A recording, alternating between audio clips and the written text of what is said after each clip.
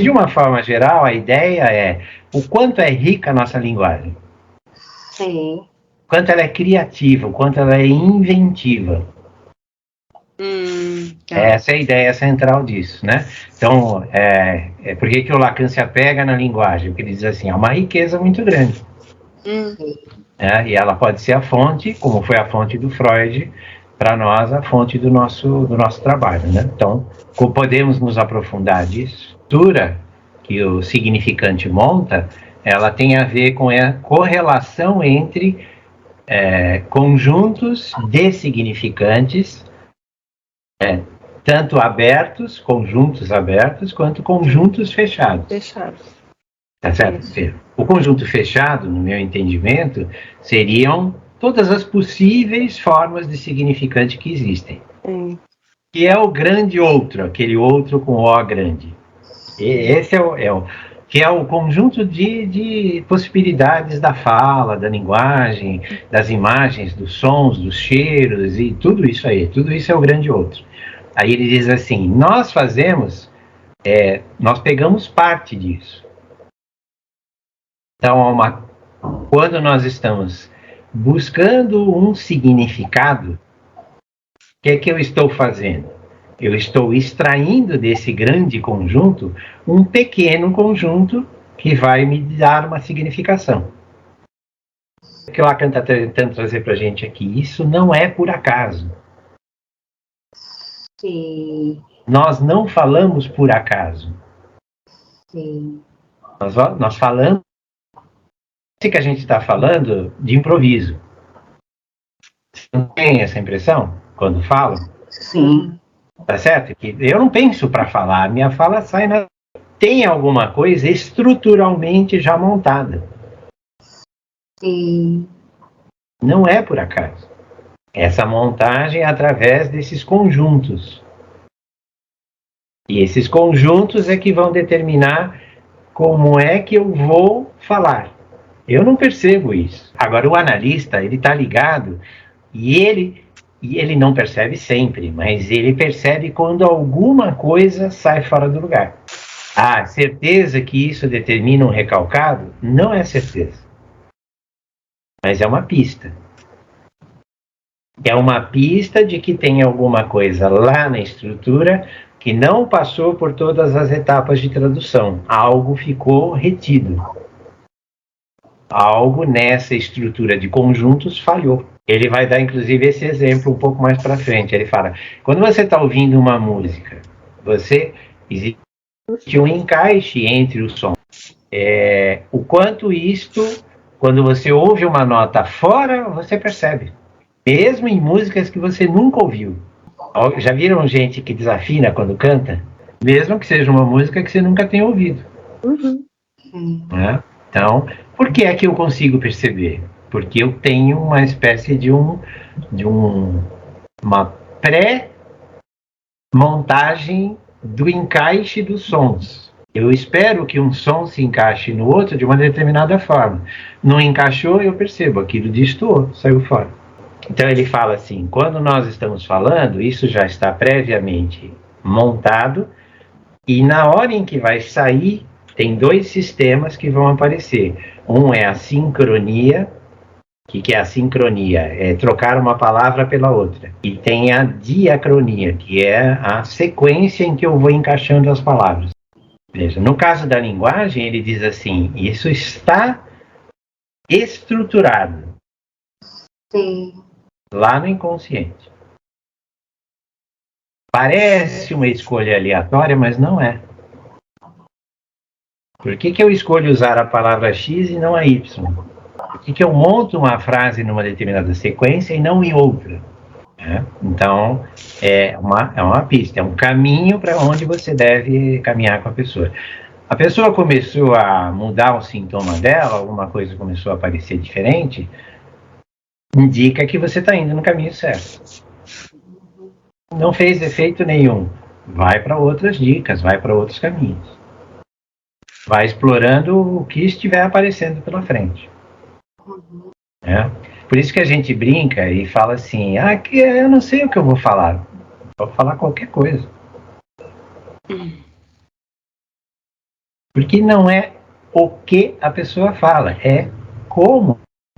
Quer dizer, além de eu usar significantes diferentes para a mesma coisa, né, eu corro o risco, muitas vezes, de não estar acessando todos os significantes. Porque para mim é uma coisa, para o outro é outra, para o outro, né? Ele fala assim, a tribo que tem até o número 3 está super contente com o número 3. Isso. Né? Só que a outra descobre o 4, a outra descobre o 5, a outra, assim, né? Aí ele fala, bom, já descobrimos todos os números inteiros? Diz assim, o significante propriamente não significa nada. Por quê? Porque ele tem que estar, de alguma maneira, lembram dos conjuntos lá, conjunto aberto, conjunto fechado? Ele precisa estar fazendo, de certa forma, uma referência cruzada, de um para o outro. Nós estamos o tempo todo nesse jogo do um e do todo. Nós não percebemos isso e nem temos que ficar preocupados com isso. Né? Quando o analisante está falando com o analista fica ligado para ver quais são os conjuntos, que tipo de estrutura essa pessoa está usando para falar. Se algo se repete, se algo dá mancada, se algo é diferente, junta uma coisa diferente da outra, cria, né, novos significados. Vejam que aqui o seminário é sobre psicose, né, sobre Schreber. Né? E os psicóticos criam mundos novos, populares, né? O Schreber, com aquele negócio dos raios de Deus, ele vai vir a mulher para criar uma nova humanidade. E veja, ele está usando os mesmos significantes que a maioria das pessoas estão usando, lá no alemão, né? Porque ele era alemão. Senão ninguém entenderia nada do que ele ia falar, se ele usasse significantes, sei lá, do português. E ele vai fazer uma comparação com a física, e aí ele fala do Einstein, né? A famosa equação do E é igual a mc ao quadrado. Né? Ele fala assim, o que isso aí significa? Tem significado, eu tenho que explicar essa tranqueira para poder saber o que é isso. Energia é igual a massa, né? Multiplicada pela cinética ao quadrado. Para nós do significante, porque ele diz assim, ele vem da natureza. Os sons, os cheiros, tudo isso, né, são significantes. Então, eles estão na natureza. Mas nós achamos que a natureza, propriamente dita, não usa. Não, então, é isso que ele está diferenciando aqui, né? Porque ele diz assim, ele não sabe, mas nós sabemos. Ele está querendo dizer o quê? Né? Que o quanto é aleatório, isso parece rígido. A preocupação do Lacan é sempre a mesma. Da onde vem essa história toda? Por que falamos o que falamos? Como falamos? Parece que é por acaso? Ele diz assim, não é por acaso. No entanto, é uma coisa aleatória, não é uma coisa tão rígida assim. Não é totalmente aleatório e nem é tão rígido. Tem uma estrutura. Então, quando você nasce, por exemplo, no Brasil, você vai ser afetado pela estrutura significante do português, por exemplo. Se você vai nascer na Inglaterra, a estrutura significante do inglês. E assim, mas não é só isso, porque termos que são criados, palavras, por exemplo, que hoje a gente fala que nunca se falou, por exemplo, para tecnologia. Pouco tempo, se alguém chegasse e falasse assim, meu Wi-Fi caiu, você não precisa ser alfabetizado, porque é um termo que entra como uso comum da língua, né? Vai criando, né? Vai criando. Né? Antigamente tinha caiu a ficha. Cadê os orelhão? Não tem mais ficha.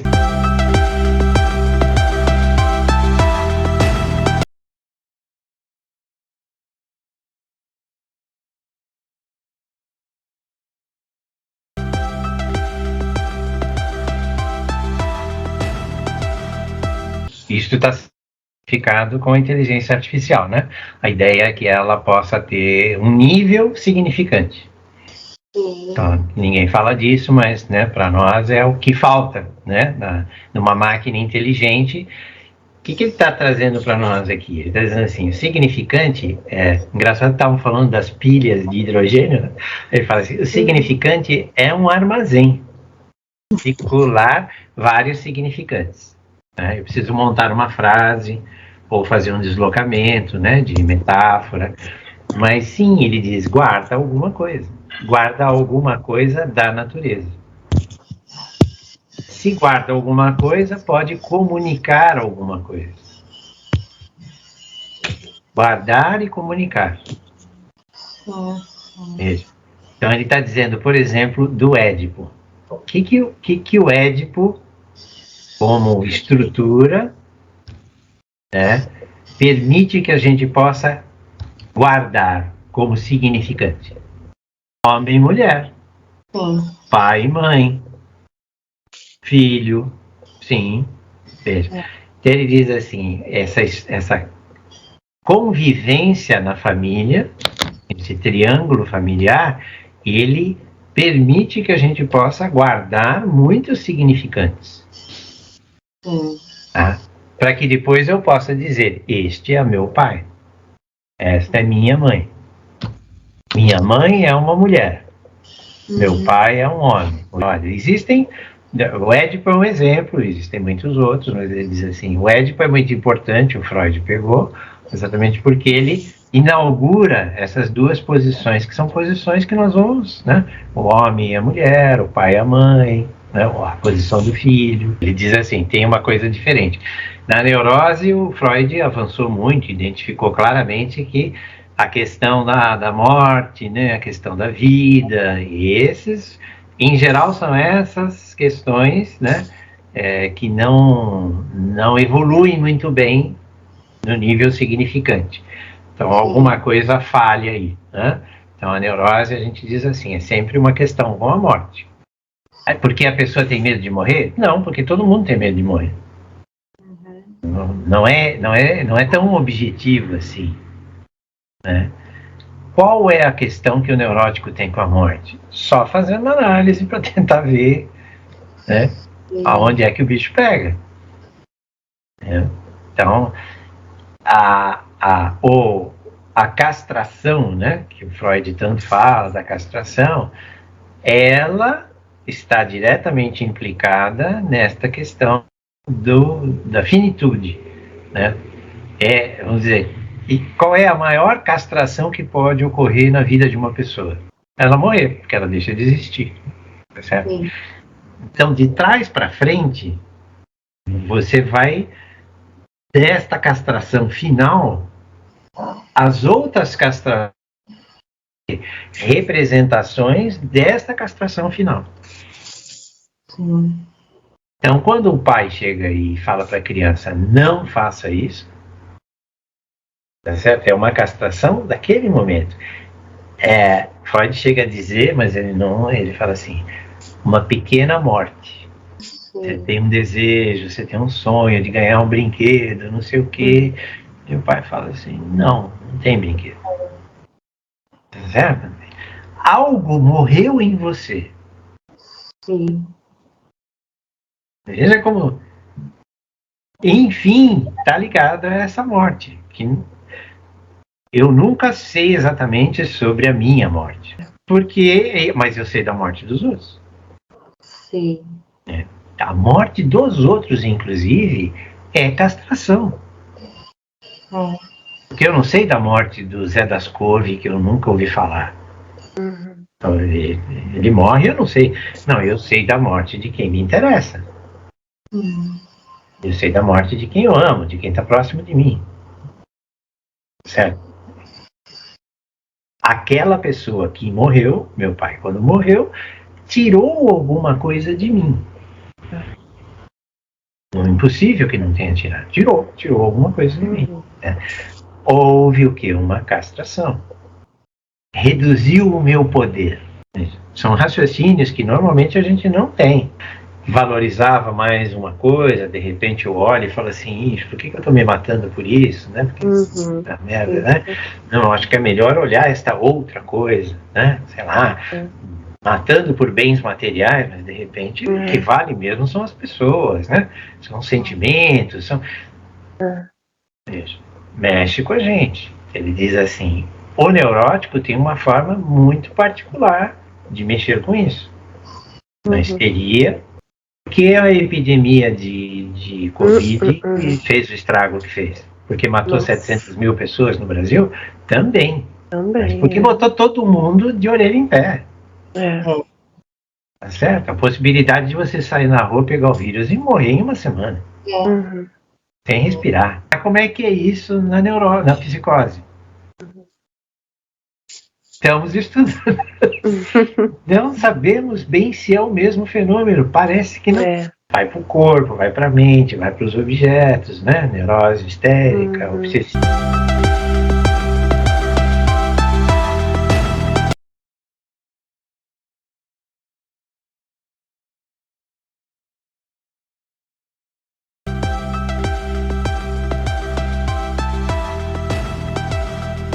O início de uma psicose, o início de uma neurose é o mesmo processo, tá? Elas são muito parecidas. Tá. De qualquer maneira, está se lidando de uma forma diferente com coisas muito parecidas, né? Ele está querendo distinguir aqui, né, o que é dentro mesmo para valer, que é o id, né, que seria o inconsciente, e o que é fora. Sim. Né? E ele diz assim, boa parte dos tratamentos, boa parte das abordagens, inclusive psicanalíticas, elas estão mais para fora. Sim. Tá? Elas estão mais olhando o fenômeno. Nós já falamos disso, né? Quem olha o fenômeno não consegue compreender o que está acontecendo lá dentro, acontecendo na estrutura. Né? E aí ele usa dois termos estranhos aí. Uma coisa lá dentro que não foi traduzida corretamente. Lembra daquele processo de tradução, né? Que vai, ele fala assim, algo ficou ou recalcado, no caso da neurose, ou foi expelido para fora, ou foi mal registrado, no caso da psicose. Assim, são mecanismos diferentes, mas que estão tratando da mesma coisa, do mesmo processo. Que ele vai destacar aqui, que ele fala, né? O Freud deixou para nós, muito claro, este é o processo primário, que é o processo inconsciente. Depois tem o segundo processo, que é o chamado processo secundário, que é quando eu vou tratar das coisas do lado de fora. Isso está lá na interpretação dos sonhos, né? Para o Lacan, a interpretação dos sonhos é o livro mestre do Freud. Né? Freud deixa muito claro e fala, né? Tem inconsciente, tem pré-consciente e tem consciência, lembra? A primeira tópica. Né? Ele vai dizer, o processo primário é parecido. Ele fala assim, alguma coisa não funcionou. Tá? Tanto na neurose quanto na psicose. Só que do lado de fora, no fenômeno, isso vai aparecer de duas formas muito diferentes. A neurose, quando ela aparece, ela tem um tipo de comportamento. A pessoa sofre de um determinado jeito. E Freud chamou de jeito neurótico. No caso da psicose, o sofrimento aparece de outra maneira. Então, o que ele está preocupado aqui, especialmente nesse item 3 aqui, ele está querendo dizer assim, para de olhar para fora, para de olhar para o fenômeno, porque senão nós não vamos conseguir olhar a parte lá do processo primário. Veja, o que ele está deixando para nós aqui é muito claro de que tanto uma neurose quanto uma psicose acontecem muito cedo na vida da pessoa. Tá. Muito cedo. Começa a dar sinais. Veja, ela pode até não dar sinais logo, mas o processo já aconteceu. Com que idade uma pessoa mais ou menos se torna neurótica ou psicótica? A neurose, em geral, aparece já na infância. As características neuróticas, já uma criança de 3, 4 anos, você já começa a perceber claramente. A psicose, muitas vezes, demora mais. E ela vai, em geral, ficar realmente muito marcada e aparecer claramente, por exemplo, uma esquizofrenia, no início da sexualidade, da genitalidade. 14 anos, 15, 16 anos, às vezes 18, às vezes 20 e às vezes até mais tarde. Tá? Porque o que acontece? Tem muita gente que não entra na vida sexual logo de cara, fica fora da vida sexual. não vai encontrar o... Fica, né, consigo mesmo. Então, muitas vezes, quando for encontrar esse outro, vai aparecer ali algum sintoma psicótico. Porque o fenômeno é sexual. Tá certo?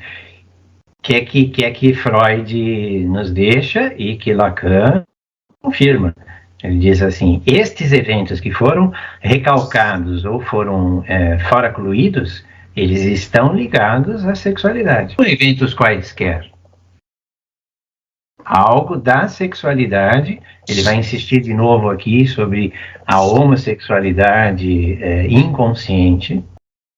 O fenômeno da psicose para o Freud e para o Lacan, a decisão sobre será que eu sou homem ou será que eu sou mulher?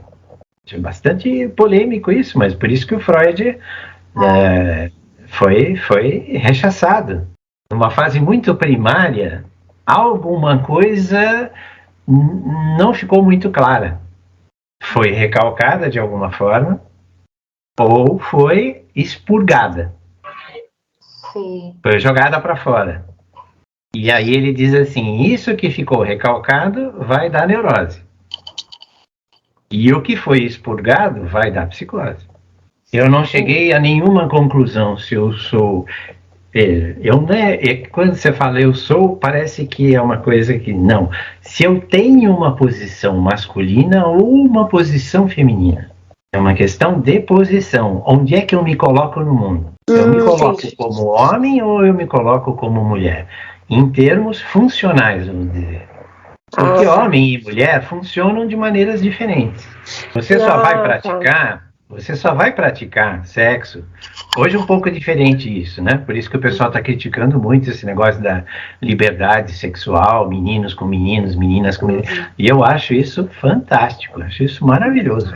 Vai evitar muitos problemas, libertador, vai evitar muitos. Ou eles estão em lugar errado, em tempo errado.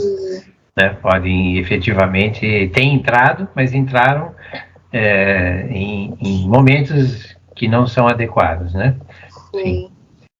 E aqui ele está contando um pouco mais para nós, porque ele está dizendo assim, não adianta ficar olhando o fenômeno, mas o fenômeno acontece quando há interferência do outro, encontro com esse outro que é um outro sexual, né?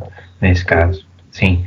Ele dá 2 exemplos aí, né? Um exemplo de psicose que seria do menino lá, né? Que ele diz assim, ele não construiu, vamos dizer, né? A virilidade dele. Então ele faz um como se. Ele cola lá no amigo e imita o amigo. Né? E aí ele vai dizer, isso aparece muito, especialmente na esquizofrenia. Tá. O esquizofrênico, ele muitas vezes, ele imita alguém. Então, esta como se, que é uma espécie de imitação, é uma maneira de tentar estar no mundo. Eu não consigo estar como viril, né, como homem, mas o meu amigo sim, então eu faço parecido com o que ele faz. Sigo todas as regras dele, ele fala, inclusive até o rapaz parece um pai, né, muito rígido, muito duro com ele. Fala para ele parar de se masturbar, começa a ditar o comportamento dele. E ele fala, este é um caso que vai dar numa psicose, né? Porque assim, ele não tem alguma coisa própria dele, então ele vai pegar emprestado. E no caso do Freud, ele traz o sonho de Irma, não sei se vocês lembram, né? Tá também no livro dos sonhos. Sim. Que ele sonha com a Irma e a garganta dela está toda inflamada. Sim. Eles estão numa festa, tem todo o contexto, né? E ele sonha, então, e vem os 3 médicos dar opiniões. Né? Ele acha que ele estava dando uma mancada com ela. Né? E recentemente ele tinha perdido uma paciente que ele julgou errado o caso dela e a mulher morreu. Né? Então ele estava elaborando isso, né? Mas a Irma entra no sonho como alguma coisa parecida, né? Tá lá com uma infecção de garganta muito forte. A Irma chegou a ser atendida por ele, mas ela não se analisou, né? Ela caiu fora, né? Então ela estaria com a garganta inflamada, né? Aí vem os 3 médicos e só falam besteira. Então, na neurose, porque o Freud era um neurótico, também há essa entrada do outro. Mas não é um outro que se mistura. É um outro que entra, mas fica separado. Ele fica no lugar do grande outro. Neurose tem o grande outro. Psicose não tem, tem o pequeno outro. É só relação imaginária, peso no imaginário, né? Então cria, por exemplo, alguém que é um modelo, que é esse rapaz, por exemplo, que ele copia. Porque é o pequeno outro que eu posso copiar. Veja, como o nome do pai ainda, ele não esclareceu isso, mas ele vai esclarecer. Ele vai dizer que ela é uma metáfora. Tá certo? Ele substitui alguma coisa, então ele faz uma substituição no nível da linguagem. Então tem que haver o grande outro. Esse grande outro que é o dono da linguagem, vamos dizer, né? Que é tá lá no nosso inconsciente, mas ele é o dono da linguagem. Ele fala que na psicose esse cara cai fora. Direto esse jogo. O inconsciente lidando com a consciência, né? Como é que isso... E tem o pré-consciente no meio aí que funciona como uma espécie de um filtro. O que deixa passar e o que não deixa, né? No próximo capítulo ele vai falar da potência da libido, né? Que gera carga, processo primário, tá? Processo primário basicamente é um processo de energias, está no inconsciente, né? E ele diz assim, para chegar até a consciência, ele tem que passar pelo pré-consciente. Então, Freud diz para nós, esse jogo, ele é permanente. Como é que funciona, né? Bem, e como é que ele pode falhar? Como é que ele pode deixar a pessoa numa espécie de vazio?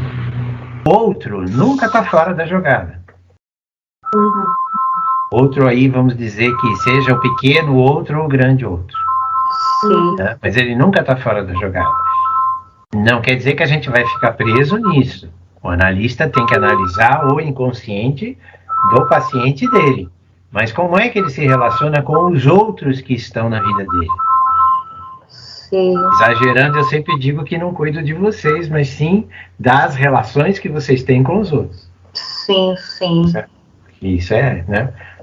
A nossa máquina, vamos dizer assim, né? Mental, ela é construída para relações. Se nós não nos relacionássemos com o mundo e nem com os outros, né? Não precisa ter nem. Bastava ser um bichinho que ficava na natureza e... Tá certo? Não? Nós temos todo esse arcabouço mental, até há uma teoria muito, muito bem embasada que diz que conforme os nossos relacionamentos foram ficando cada vez mais amplos, tanto com o mundo como com as pessoas, nosso cérebro foi se desenvolvendo. E que estaríamos, neste momento, desenvolvendo uma quarta camada. Uma vez que as máquinas vão fazer o que nós fazemos, né, se elas chegarem nesse nível, a única saída para nós vai ser dar um salto, né? As pessoas usam muito a palavra influência como uma coisa que cola, né? Ele fala, não é isso, mas também não é só uma intromissão, é alguma coisa a mais. Então ele usa esse termo de emissão. Emissão de outro. Nós não somos autônomos. E a gente sabe disso. Não é? Então ele diz assim, por que muitos fenômenos vão deslanchar na hora em que a pessoa vai, de fato, encontrar esse outro?